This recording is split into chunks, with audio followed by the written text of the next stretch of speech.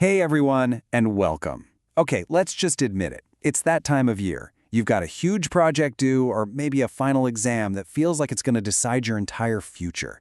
The clock is just ticking down, and you hear that little voice in your head, right? It's whispering, just pull an all-nighter. You can do it. We've all been there, staring at a mountain of textbooks and notes, and you just feel that wave of panic wash over you. It really feels like sacrificing one night of sleep is the only way you're going to get through it all. It almost feels like a badge of honor, a sign of how dedicated you are.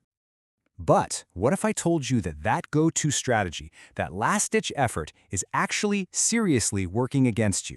Today, we're going to break down the real cost of skipping sleep, and, way more importantly, we're going to lay out a much smarter plan for success. So, to really get why all-nighters backfire so spectacularly, we have to start with what's happening inside your most important tool for any exam, your brain. And spoiler alert, it is not pretty. Just look at this comparison. It's like night and day. A rested mind, you get clear focus, strong memory, exactly what you need to ace that test. But a sleep-deprived mind? Oh man, it's a total recipe for disaster. We're talking careless mistakes, forgetting stuff you know, and just making bad calls.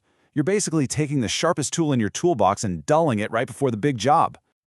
And hey, this isn't just a feeling, it's a fact, and it's backed by a ton of research.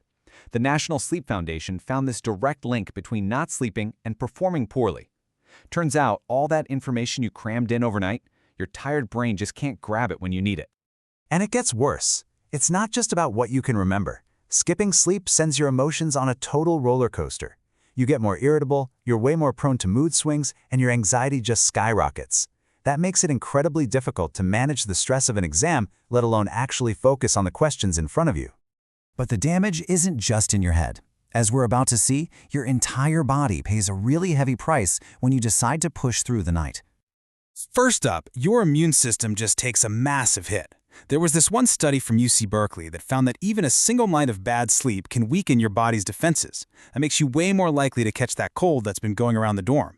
I mean, the absolute last thing you need during finals week is to get sick, right? And think about the irony here for a second. You're staying up all night, supposedly to reduce the stress of failing, but you're actually causing a massive biological stress reaction. Your body gets flooded with stress hormones like cortisol.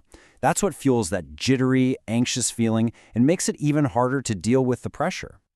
And look, while one all-nighter isn't going to give you heart disease, turning it into a regular habit is seriously dangerous.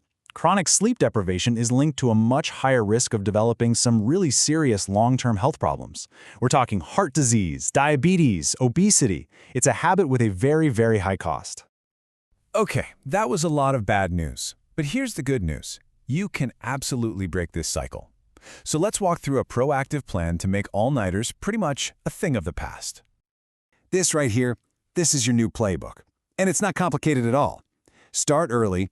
Don't wait till the last minute. Break all that material down into manageable chunks with a schedule. And this is crucial. Take short breaks every 20 to 30 minutes. Let your brain recharge.